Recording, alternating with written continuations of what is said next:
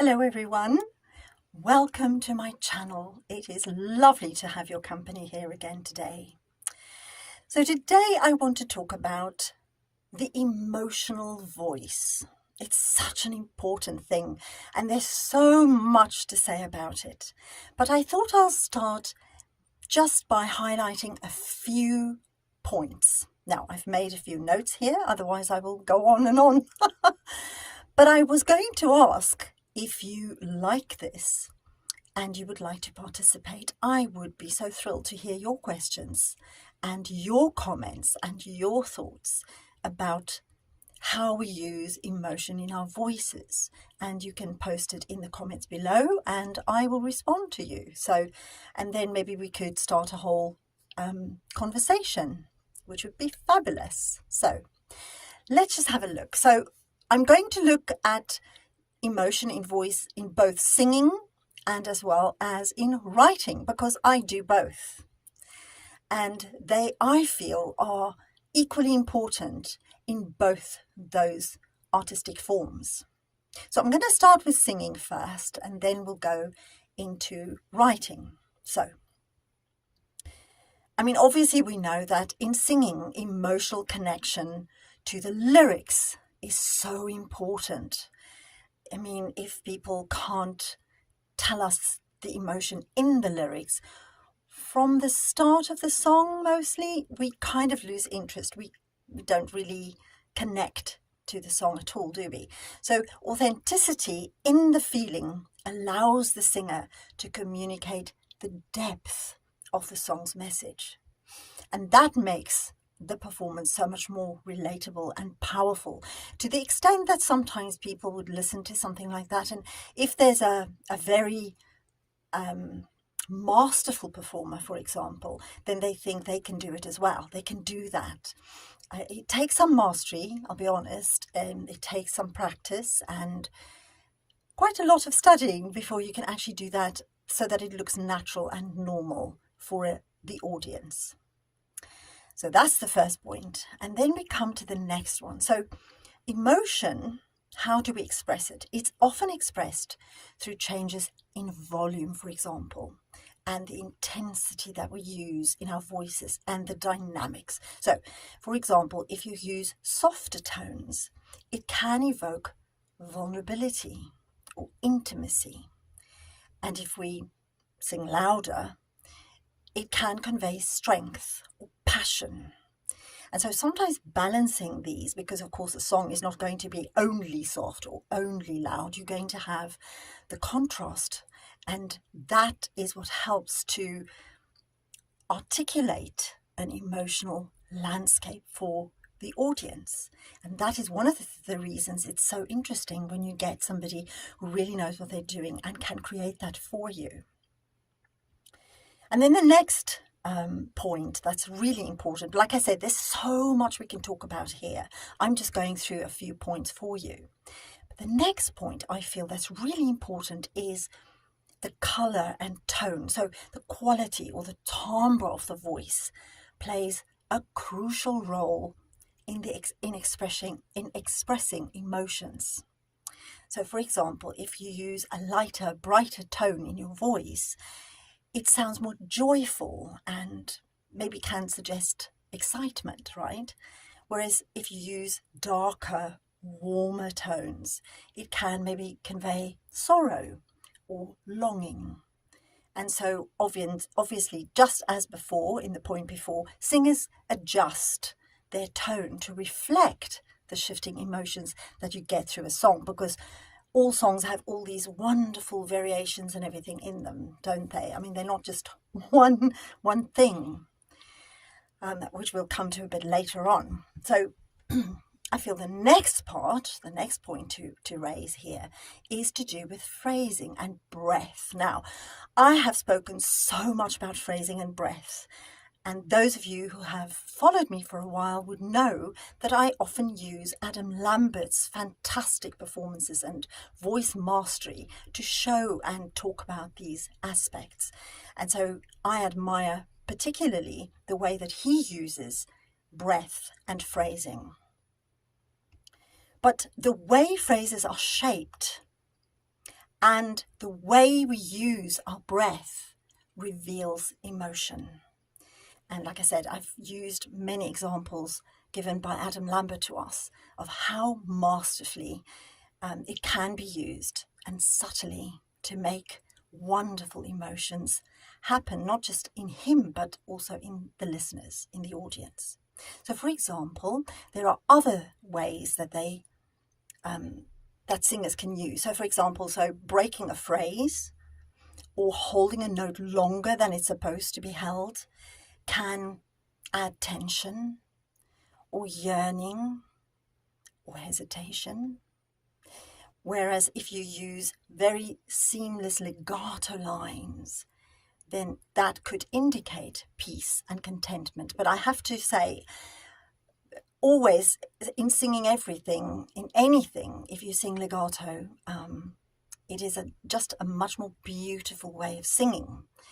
But it takes some doing, especially if you're going to add things to it, like breaking the phrase in a certain space and still sounding as though you're singing legato. That's what I'm saying. There's a lot more we can talk about here, but I hope you understand what I mean when I say these things.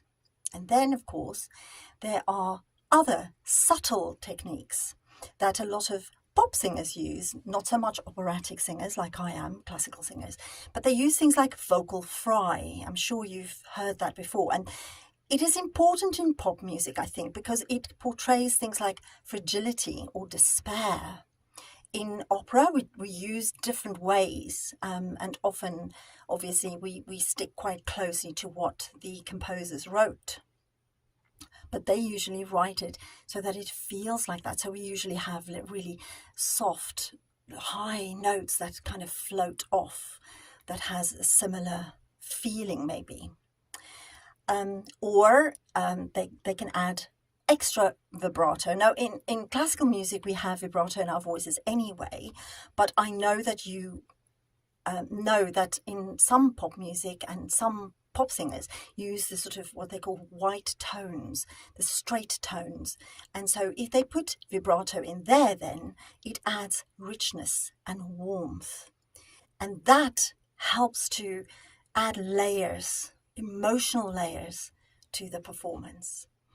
So, I mean, these elements all add complexity to how the emotions are perceived through the voice. I'm sure you know what I'm talking about, but this is what I'm saying. I'd love to hear your thoughts. Then the next thing that I think is really important in showing emotion in the voice is the changes in pitch. Changes in pitch can reflect emotional highs and lows. So a rising pitch, for example, can express maybe excitement or tension or urgency or something like that. While a falling pitch may suggest sadness or relief maybe, or resignation, something like that. Perfect intonation helps to maintain emotional clarity without distracting the listener. And that's what we want to do. You never want to distract the listener. You want to bring the listener with you. And so the next step helps with that, because this is to do with the physicality, the embodiment of emotion in the body. So I've often said this, and I know I'm not alone.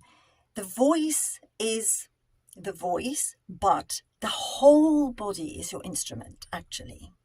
So it's a little bit like, if you watch a bird sing, for example, I don't know, you probably have many times.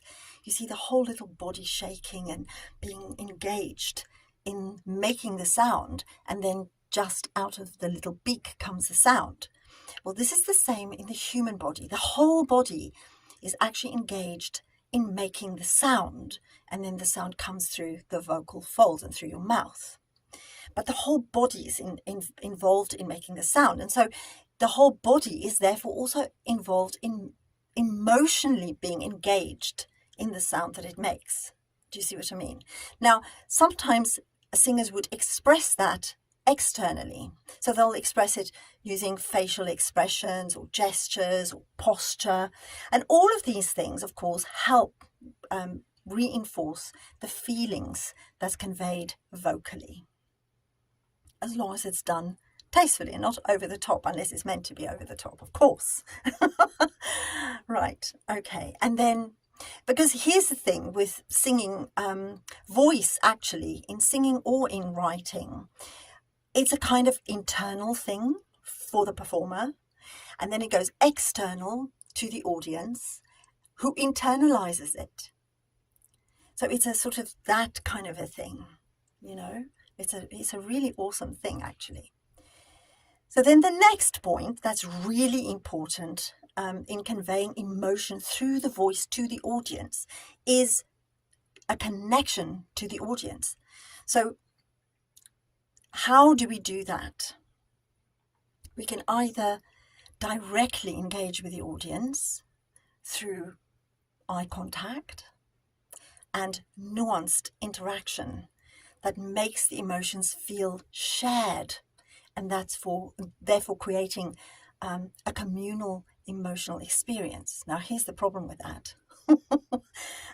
If you stare at people too much, they get very uncomfortable, and then you see the audience kind of, you know, folding their arms, going, oh, I'm trying to hide here because this person is looking at me. So for a performer, it's quite a tricky line, a fine line to walk, making direct eye contact with the audience members and not making them feel exposed and nervous and as though you are focusing on them, because that will detract completely from anything that they're trying to do and any emotion they're trying to convey. But if you can do that, if you can walk that fine line where you are making eye contact and making them feel safe and secure, then they will come with you and feel the emotion in the song. Now, the most important thing for me personally in conveying the emotion in a song is through storytelling. It's through storytelling. So each lyric part tells part of the story, right? So the singer's emotional voice enhances this storytelling by expressing shifting moods and the character development through the song, through the variations of delivery, you know. So because, as I said before, no song is just like this. There's joy and anger and sadness and all kinds of things that happens, and it all merges through the narrative. So not only as a singer do you have to tell the story convincingly, underneath you put all these layers of emotion that you make through the sound of your voice, how you do that. So it is quite a complex thing to sing, because you also have to connect with the techniques that you're using all the time, connect to your audience, listen to the music, listen so that you become an ensemble with whoever you're performing with, whether it's a band or an orchestra or a piano or whatever it is, that you are not a singer and backing, but that you become an ensemble so that it sounds cohesive. I hope that makes sense. And then this storytelling and adding emotion and conveying the song and the meaning behind the words and everything, I feel has to do with vulnerability. Now, anyone who has ever sung, especially solo, in front of an audience, will understand this when I say vulnerability. You almost feel like you're completely naked. You show who you are 100%. You can't hide it, because you are an instrument that conveys the meaning of the song, that tells the story, and therefore you have to almost get out of your own way. And so you expose who you are through your voice, through your performance, completely. And so sometimes in live performances, you get weird things happen. So your voice will crack, or falter, or you'll forget the lyrics or the tune or something like that, or you'll get distracted by somebody, you know, in the audience. Or, and this has happened to me, and I know it's happened to a lot of singers, where you feel the emotion so much that it really affects you and you start crying or whatever. So all of those things come into play. Now, if you allow yourself to be vulnerable, to be there and just give yourself over to the song and the interpretation and the storytelling and the audience that actually appreciates it, because I think an audience can tell when you are putting it on, when you're acting, and when you're not being authentic. So I hope that helps a little bit to explain my beliefs around the emotional voice in singing. Now we're going to come to the emotional voice in writing, and that's equally important, I think. As I said, it's an internal thing that goes externally to an audience and then they internalize it. So the first thing that I feel is really important in writing, and again, I made notes here, so if I look there, then that's what I'm doing. And I'd love to hear your thoughts, what you think are important. I think the tone and the mood is really, really important. The feeling that the writing evokes in the reader, that can create an emotional atmosphere. So the word choice, the sentence structure, stylistic elements maybe, and all of those things together contribute to establishing a particular emotional voice in writing. And I know that, we all have a different voice. So I'm sure you've read books and you can immediately tell, oh, this is Shakespeare or this is Dickens, or you can tell the different styles. You can tell the voice of the writer, can't you? And I think that's so important. It's a little bit like singing. You can hear the feeling of the emotion in the way that the piece has been written. Does that make sense when I say it like that? And then, of course, in writing, we have many characters. We often have more than one, at least. So that's different from singing. In singing, you usually only have the one character. But in writing, unless it's a monologue, we usually have many different characters. So it's really important that the emotions of the character is expressed through the words that they use. So in the dialogue, you would speak differently for each different character. And I find that quite hard as a writer myself to write, because you have to really put yourself into that character's shoes and write from their way of thinking, their way of speaking, their way of being, in order to get the right rhythm. So, for example, some people would say, you might write faster and shorter sentences for males, and longer, more elongated sentences for women, possibly. But there's even more to the character voice, because you have the external words that the character would say, the external dialogue, but then you have the internal monologue, the words that the character would say to themselves, their feelings that they may not be expressing to others, but they're expressing to themselves. So there's a sort of fine line between finding words that is authentic to the character and then words that's authentic to their inner monologue and stays that way throughout the book. Because this inner monologue is very important. It conveys their internal state of mind and their internal emotions that they may not share with other people, but the readers are aware of it. Then the next thing I feel, just as in singing, pacing in writing affects the emotional voice. Now, as I said before, short, abrupt sentences are often used for males, but not necessarily. But in this instance, it creates urgency and tension, while longer flowing sentences obviously evokes calm or contemplation. So the rhythm of prose should mirror the emotional intensity or tranquility of the story that you're telling. And then I feel the next point that's really important in evoking emotion in readers is imagery. So vivid imagery and symbols can evoke strong emotions in readers. So if you describe a scene, for example, you're going to add things like texture, color, smells, taste, even if it's appropriate. And these help to convey an emotional atmosphere that the reader can inhabit.